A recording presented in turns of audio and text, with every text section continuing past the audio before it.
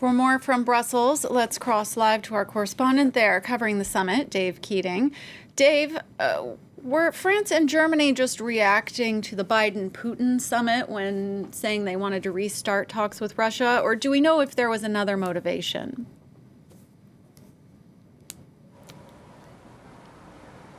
Dave, are you able to hear me? This went down really, really badly, I think it's fair to say, with the other EU leaders.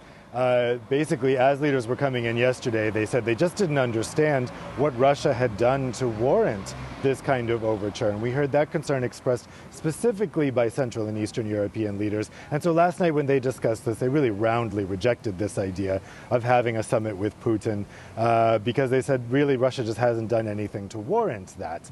So this Franco-German proposal was pretty much looks dead, at least for the moment. Now, this ideal will certainly come back. What's interesting is that these Central and Eastern European countries didn't strongly object to this, or at least loudly object to it, when Joe Biden wanted to have the summit with Putin. At the NATO summit earlier this month, it was expected that these Eastern European leaders would vocally speak out against it. In fact, they didn't. They privately grumbled about it, but they didn't openly oppose it. But actually, when it came to the EU proposing a very similar summit, that's where they drew the line and they said, no, we really can't do that. We need to stay strong against Putin, and having a summit would be sending the wrong message. So for the moment, this idea, I think, is really done.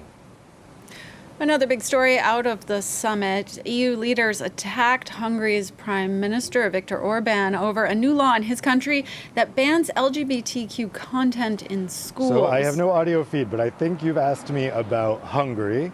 So this was a big dust-up last night with Hungarian Prime Minister Viktor Orban, who's just passed this law in Hungary which forbids the mentioning or portrayal of homosexuality or gender that does not conform with somebody's gender at birth to people under 18.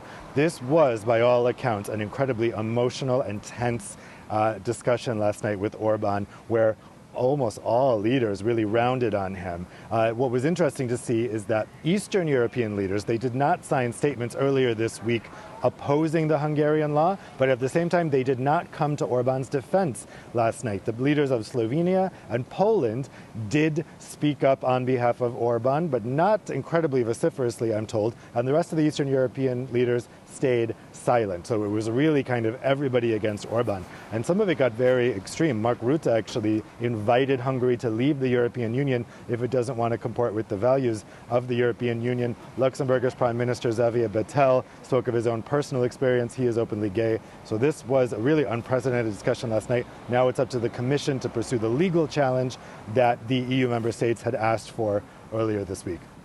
Dave Keating in Brussels, thank you for your report.